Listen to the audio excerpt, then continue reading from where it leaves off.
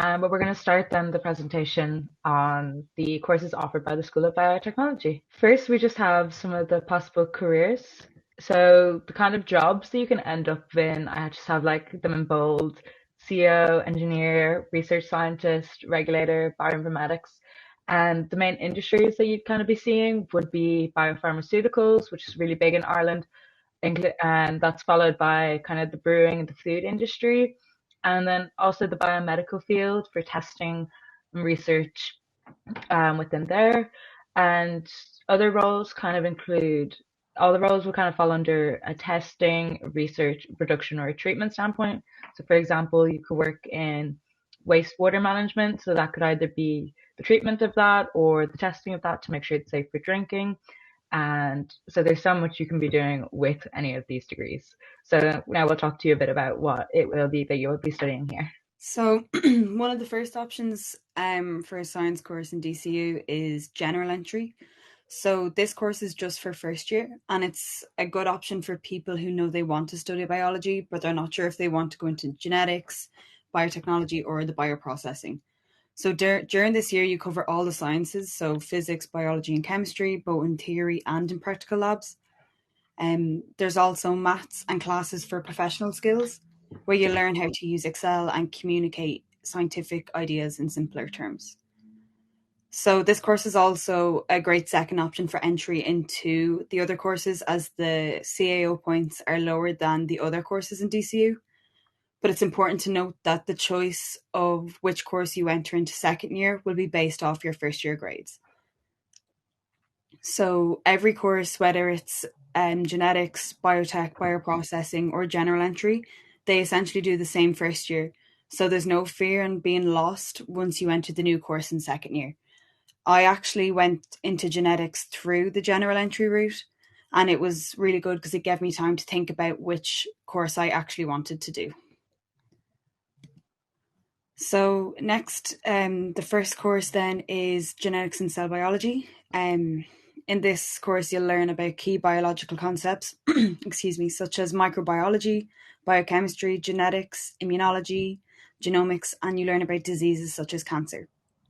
So the main difference to this course compared to the other courses is that we don't do engineering and we learn less about bioprocessing. Instead, this course is more focused on bioinformatics and the study of genetic information through DNA and RNA sequencing by learning how to code using various online tools. So as you move through the years in this course, you're constantly expanding on your knowledge that you require in the years before. So while these topics can seem complex, DCU specialise in delivering lab skills and practical learning throughout the years of your degree. And as Nessa mentioned, the careers include diagnostics, developing medical therapeutics, research is a big one, pharmaceutical manufacturing, you can go into education, genetic counselling, forensics, and much more. So here's just a closer look at the breakdown of all the different topics you will learn in the different year of your degree. So feel free to take a picture of this to look back on if you're trying to decide if this course will be of interest to you when filling out your CAO. Right. So biotechnology is the course I'm studying at the moment. Like Sally, I went in through the general entry route and I'm now in my second year of the course.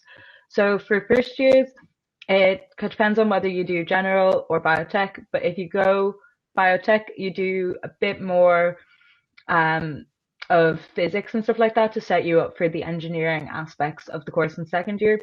But as someone who didn't do the second semester of physics, you like do not fall behind at all. And then as we go into second year, you really start to specialize a lot more in biotechnology. You have elements of engineering coming into the modules and the labs. It definitely starts to differ vastly from genetics. In second semester now, we only have one class in common, so it's definitely important to look at the individual modules for the courses for all the years before you pick them, just because for first year they seem very similar, but they will become vastly different. It's really interesting the kind of stuff you learn. You have statistics and coding, and then you also have labs where you're working with the kind of plants that you'll be working with in industry, obviously just on a much smaller scale. But DCU do have some incredible facilities for that. They have their own little pilot plant, which is similar to something that you'd see out in the industry. So you really are like prepared for when you go out into the world of work. In third year, like all DCU science courses, you are split half with modules and study for the first semester, and then an internship for 8 months in the second semester, which is really good experience. And DCU has a lot of links with the big biotech companies in Ireland, so majority of people do end up with their internship. And then in your final year, you can either go down the biopharma stream or the research stream. The biopharma just involves more modules, and the research obviously has you taking on a project. On the next slide, I just kind of have the breakdown of what you do in each year. If anyone wants to take a picture of this, I'd really recommend, and definitely go online and go through them all if you're considering doing one of these courses. This just shows the kind of main modules that you do, but there are other ones that you'd be studying as well. And then bioprocessing. This is a new course created by DCU. We currently only have up to third year in it. You have to go through the general entry route for this one, so that's why there's no point requirements on it. This basically just takes a more industry focus than biotech would. Biotech in the gist is kind of a mix of the two. It has some of the research aspects of genetics and then some of the industry of bioprocessing. You'll do a lot of classes with biotech for the first year, like for your second year, but then they start to differ more as they go on, as new modules are added on. It takes more of a problem solving kind of approach compared to biotech, as it's designed to keep up with the industry now that AI and all that kind of stuff is available. It's part of the DCU Future courses as well, so that'll be in the new building that's being built at the moment. So really interesting stuff. Like the other two courses, you'll have your intro in third year, and those are the kind of modules that you'll be studying, but they are kind of subjected to change at the moment. And I know the current third years have been kind of giving their feedback on what they thought was good and what they thought could have been improved on. So it definitely is a course that's really taking into account the industry, but also the students who are studying it. So it's a really interesting one for that. And then I just have a little bit of a course overview for first and second year. So first year, you're going to do your introduction to biology, chemistry, physics, and maths. That's basically just going over the leaving cert and then going to a slightly higher level. Everyone does differentiation maths, calculus, and those in genetics will do statistics, bioinformatics, and biostatistics. The BT and BP will also kind of have, you're doing general, so you'll have an introduction to bioprocessing and biotech and the kind of stuff that you'd be studying if you chose those. That's just because they're slightly newer courses, so they're trying to encourage more people to do them by letting them know what it is. You'll have practical labs for all of the stuff that you're studying as well, so that's biology, chemistry, and physics labs. It's really interesting stuff. It's a very hands-on approach in DCU, which is really good. You can really see the lectures and the labs line up quite nicely, so you can really see what you're learning in practice, which helps you remember them better for the exams as well. And then in second year, you start to specialize a bit more. Genetics will start to do more bioinformatics. They'll do more coding than we would in biotech and bioprocessing, which kind of helps them with the biostatistics and bioinformation. You'll continue to have practical labs and those kind of elements. Again, they kind of start to differ. In my labs, we'll be working with um, biotech tools and instrumentations that'll be similar to what we'd use in industry. And the genetic students start to work with microbiologies and computational labs. And then back to Sally then for the next 2 years. So I'm in my final year. So I'm after last year coming off my intro placement. So I'm going to talk a little bit about that as well. So similarly to second year, first semester and third year will dive further into classes that you have done previously to keep providing a deeper understanding of the key topics for your degree. But as mentioned, the main focus of third year in DCU is intro placement. So that typically takes place from January until September. So it's an 8-month paid placement.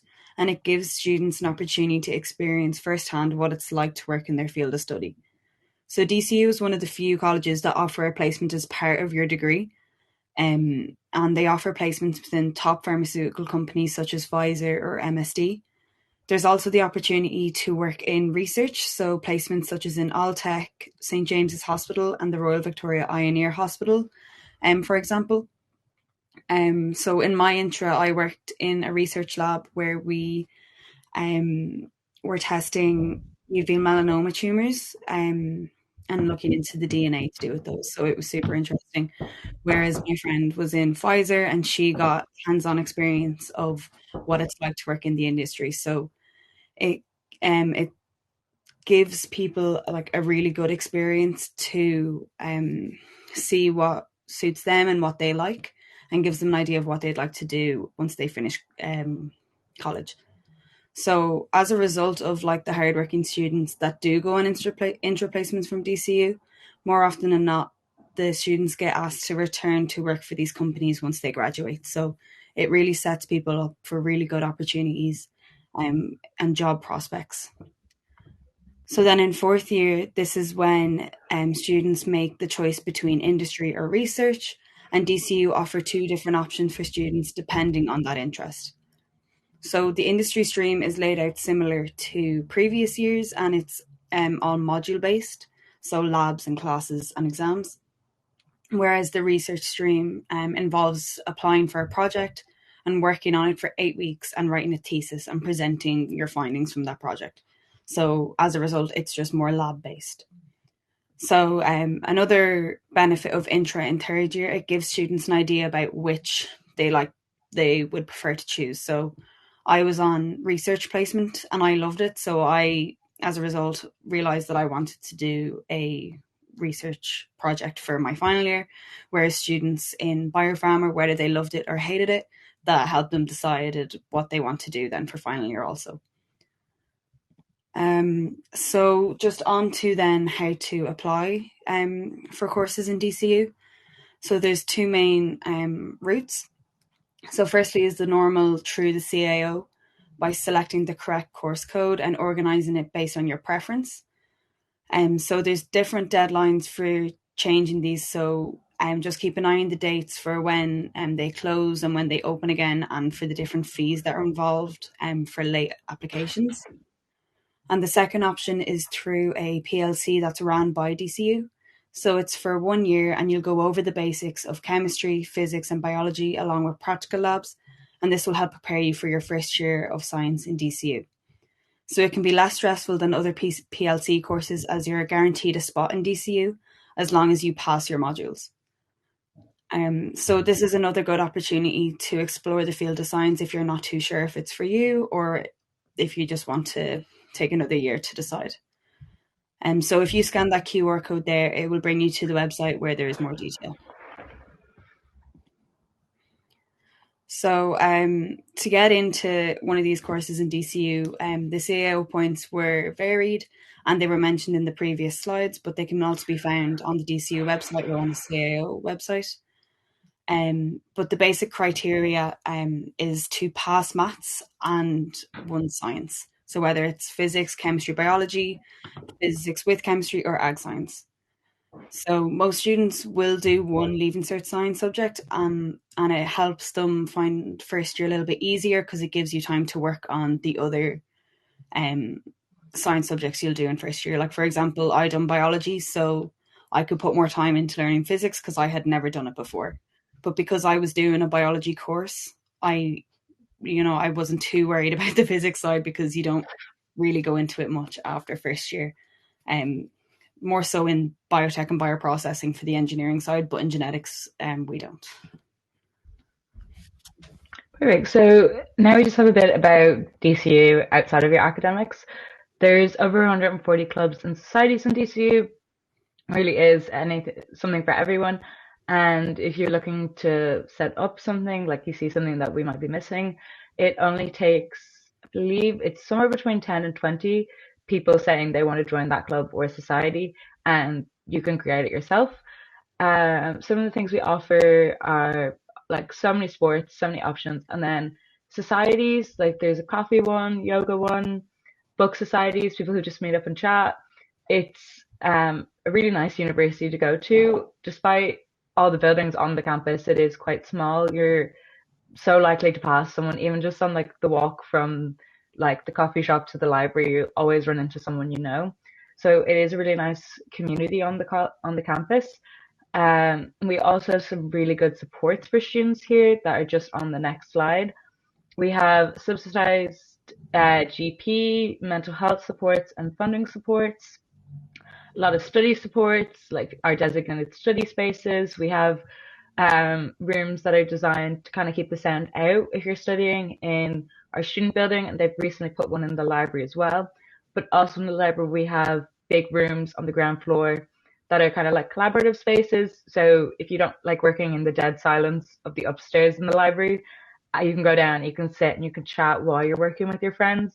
Or even you can just go in by yourself if you're just worried that you're going to be making too much noise disturbing other people. It's a really nice space. And in the library as well, we have other facilities like a report writing support. So they can help you with your big long essays or with your lab reports if you're not quite sure about the language or the style of referencing that it's supposed to be used. And then the Maths Learning Center, which is a big one, I think, for STEM students. For me personally, I hadn't done physics before first year like Sally, and I went in there every week to do my physics homework because it was like all maths based and they were so helpful. If you go kind of early on or later on when it's not as busy, like they'd be pulling over like a whole whiteboard, drawing on it for you just to make sure that you really got it.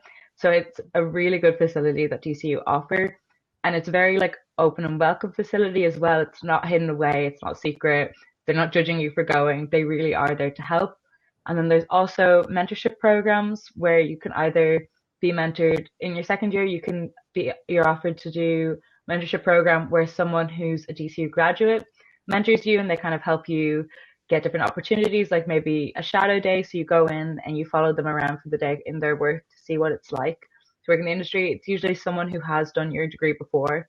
So they should be working in the kind of field that you could maybe see yourself working in. And then also within the university, there's peer mentorships where older students kind of help first year students settle into the university life. So it's a really great. They have lots of tips and help and advice and support for the students who come here.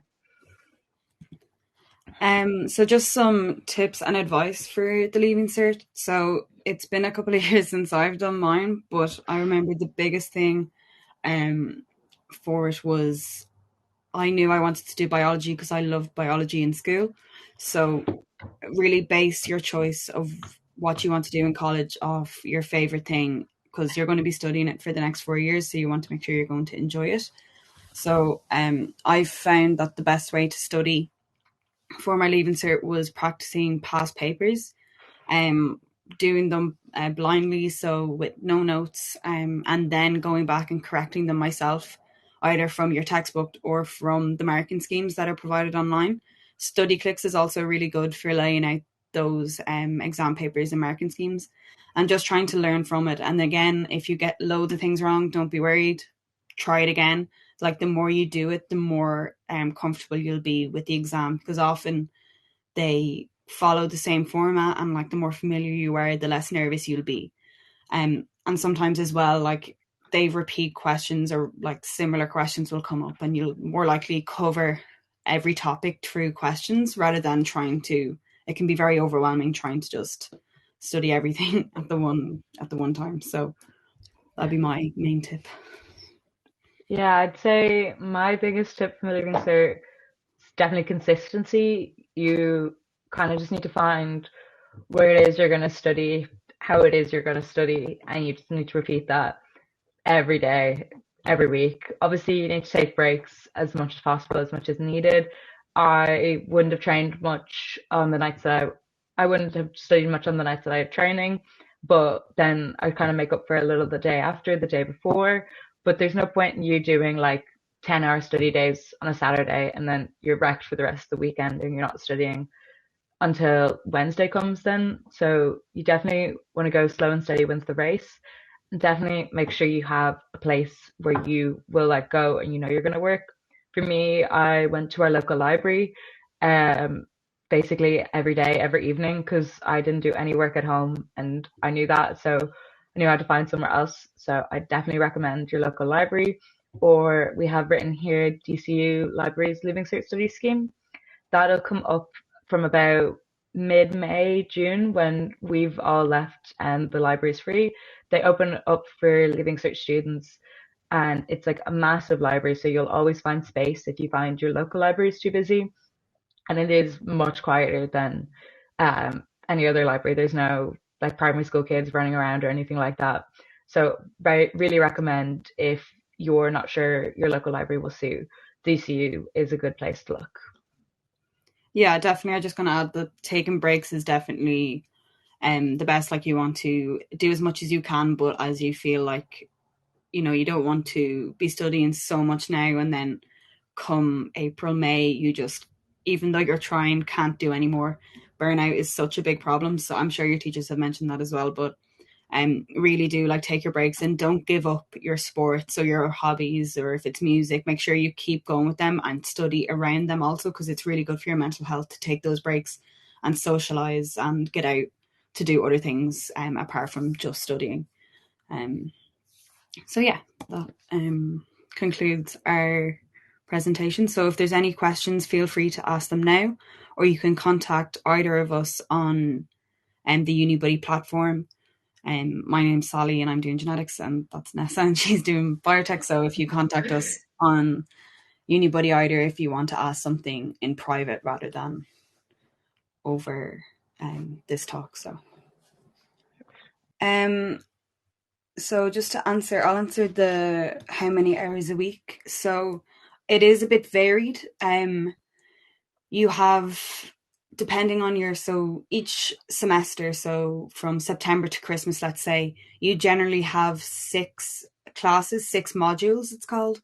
And each module you have 24 hours of class time. So that's usually around 2 hours a week per class.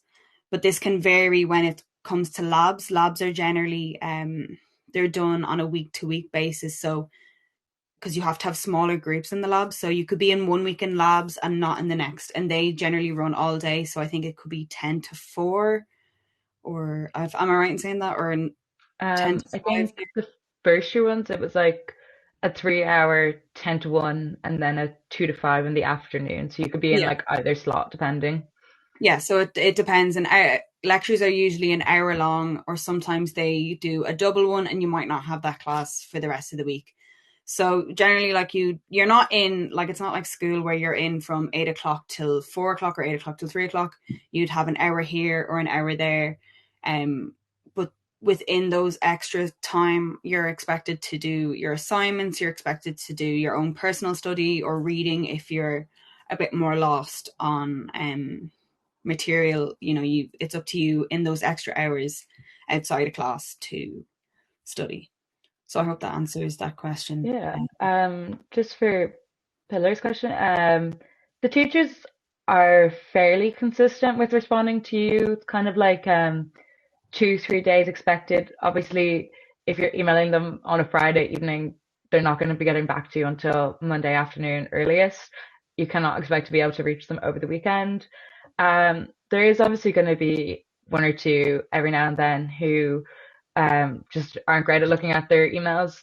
Obviously, like a lot of the professors, especially in the scientific schools, are doing their own research on top of teaching your classes. And so they have like all of your classes, all of their other classes in all the other years, their own research, their own like PhD students maybe that they're under. So sometimes your emails can get lost through the crack.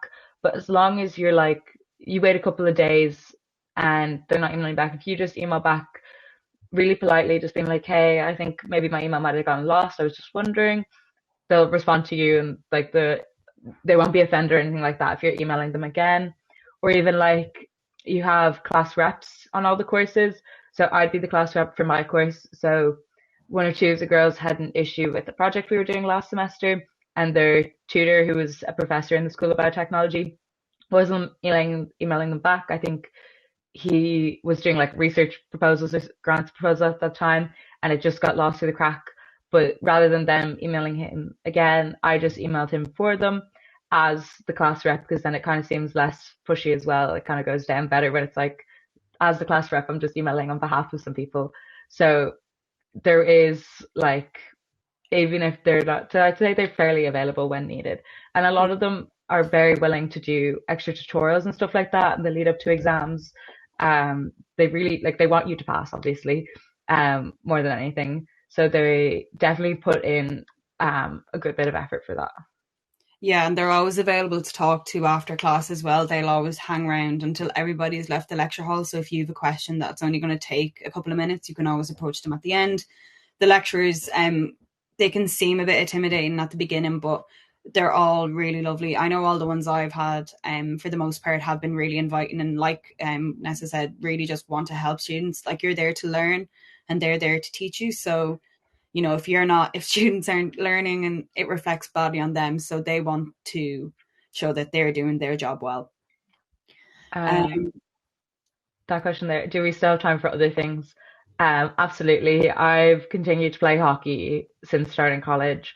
I've, I think I might have missed one training session because I had to finish something for college, and that was just, I like was doing a reset of an assignment because I had missed the original dates, and the only time available to do it was at training. But otherwise, I've been completely able to keep up my hobbies. I have, like, I work on a Sunday. You absolutely are able to do it all within the STEM course. It is obviously a bit more difficult in terms of like the hours and the work you're doing on campus, but even like arts degrees and stuff like that, while they might have less hours on campus, like they're expected to do so much more reading in their spare time. So I think it's almost a bit easier to kind of balance everything because you kind of have set times when you need to be in class and when you need to be doing your college work. So it's really easy to kind of work around that then to keep up yeah, with your like hobbies and stuff. for one class, you're expected to do so many hours, and they outline this for you as well when you start. So if you're just making sure you meet that target, or like, not going a lot under that target, there's definitely, like, it's the same for the leaving cert. Like, it's really important to take those breaks and to do other things, and whether it's sports or music or just even socializing. Like, first year in college is like such a big thing for socializing and going to like fresher events, which DCU hold loads as well for, by the way. Um, so you definitely do have time. As you get into final year, you find that excuse me, you find that your time gets a little bit less. But if that's expected for, like, it's the difference of like being in, second year in secondary school versus being in sixth year doing your leaving cert. So it's kind of the same. Definitely. So to get into different courses from general entry first year, so I don't know, it could be changed now. From when I was doing it in first year, we were told that genetics was the one with the least amount of spaces. It kind of varies depending on how many have applied through CAO. So if the course is full, they'll only have like the minimum amount of spaces for people. But if the course wasn't full through CAO, they will let those extra people in there. Um, you put your courses in order of preference. So say if you really want to do genetics, you'll put genetics first, then biotech, and then bioprocessing, let's say. So they definitely try their best to accommodate everybody with their first choice. And as far as I'm aware, I think most people do generally get their first choice. But yeah, you just have to work hard to make sure your grade is up there, like, if just to avoid disappointment. Yeah, I will say, I think our year, I obviously just went through that process there back. I think we got told maybe August when which ones we had gotten, but it was, they were saying it's the first year that genetics wasn't the most popular choice. No, So I think they kind of had maybe half of the genetics course and half the biotech course filled when we were in first year. But biotech was like the most popular course, so there were people I knew, like biotech, the cutoff for that was much higher this year. Whereas for genetics, it was much lower than it's ever been. So it is very changeable, especially I reckon as bioprocessing becomes more popular, people start to realize a bit more what it is. That's definitely going to come up there because like biotech is so was so popular this year because so many of us want to work really in the industry, and when people start to realize bioprocessing is designed for the industry with by people who work in the industry, that's going to become more popular. So it really will change year by year. Yeah, see, that's it. Like, we were always told then that genetics and then biotech. So yeah, it's weird just the way it does change. But yeah, it's just working as hard as you can and doing the best to avoid your disappointment. But genetics and biotech, although they do differ within their second year, and a little bit in third year, but fourth year they're very, very similar. Especially you because you have the choice between the bioprocessing stream and the research stream. Like I'm me myself, I'm doing the research stream, and I have a friend in biotech, and she's also doing the research stream, and we have the exact same classes this year. So like in the end, like it like don't be too disappointed if you want biotech and get genetics or vice versa. Um, and the same, yeah, that bioprocessing is becoming more popular for that kind of thing. Yeah, even like I've just finished my first semester of second year there. There was like only one class that we didn't share with the genetics students for that first semester. And now in second semester there's only one class that we do share. So really like because of the intra and then going to fourth year, there's only really like kind of one whole year, 2 semesters, one in second year, one in third year, that it is very different. Yeah, And like the jobs and the careers that you're going to end up in, if you think maybe you need genetics to get into your dream job, you most likely don't. And there is definitely ways into it going through yeah, biotech or bioprocessing. definitely. So yeah, just to answer that question there, like if you know you want to do biotech and you get the points for biotech, you're definitely better off just putting biotech 100%. first on your CAO and then general entry as a good backup option. Yeah, Um, definitely recommend. like Even if you if you get there, there is opportunity for you to move within that. Like if you decide at the end of the first year, you're like, no, screw this, I want to be bioprocessing.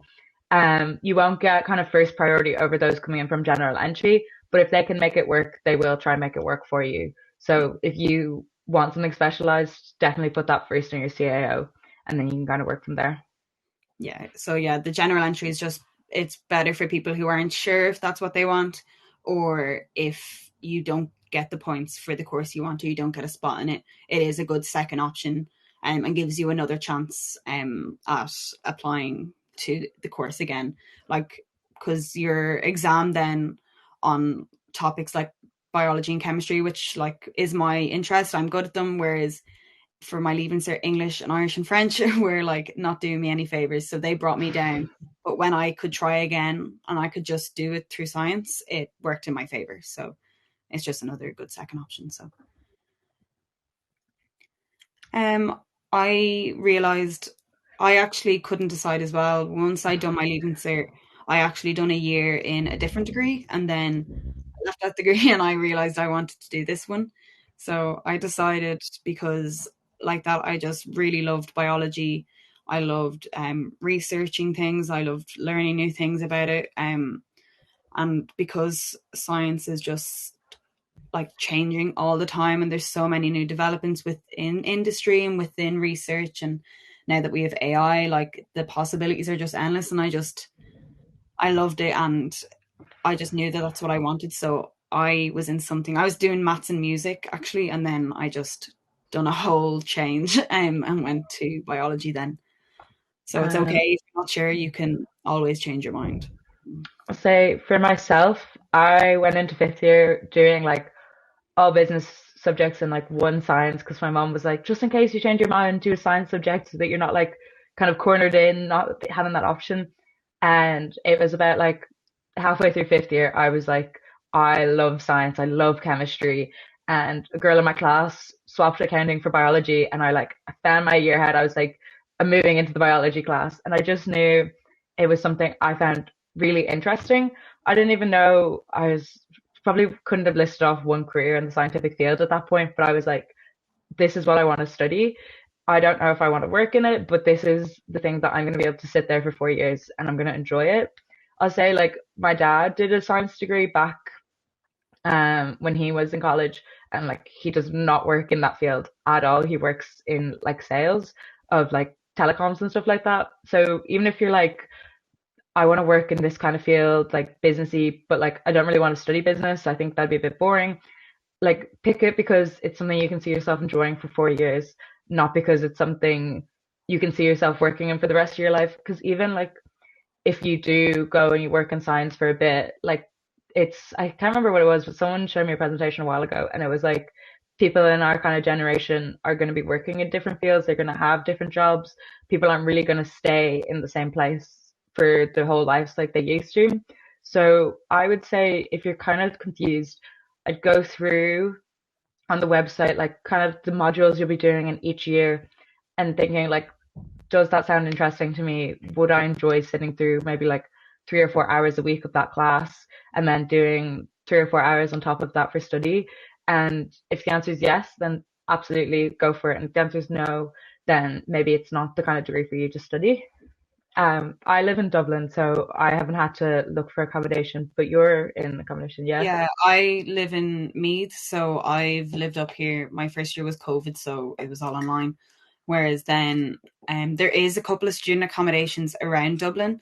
My first 2 years I did in student apartments, but they can be quite expensive. So I've found a room in a house that I knew someone was in and they were moving out, so I took their room. So but DCU have really good accommodation as well, and that you apply for, and you get based on a lottery, I think, but it's more affordable than some of the other student accommodations around the place. But there is loads, and there's digs is an opportunity as well where you live with a family. Okay. Well, the chat has cut us off for more questions anyway, but if anyone had something they wanted to ask just before that cut off, absolutely contact myself or Sally on UniBuddy. Um, it's actually it's nice being able to talk about your course and helping others. I think UniBuddy was just being set up the year I did mine, so I didn't even look at it to be honest. I don't know if you used it, Sally, No, it at wasn't all. No, in it college. is that I think that help would have been really nice there. So definitely take advantage of all the facilities available to you for kind of trying to figure out what you'd like to do. Yeah. So yeah, if any more questions, just contact us on UniBuddy, and we'll do our Perfect. best to answer them. Yeah, and Okay. I'm glad you all enjoyed the presentation. Thanks for listening.